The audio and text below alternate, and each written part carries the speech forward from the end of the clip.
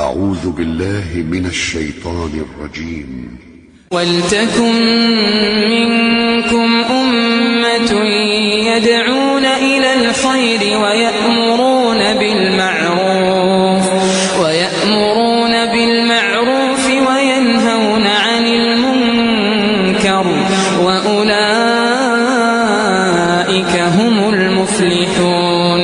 ولا تكونوا كالذين تفرقوا واختلفوا من بعد ما جاءهم البينات وأولئك لهم عذاب عظيم.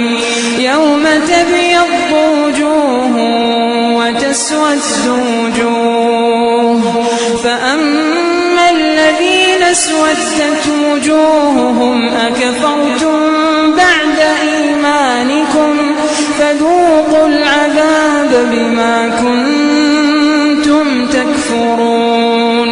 وأما الذين ابيضت وجوههم ففي رحمة الله هم فيها خالدون.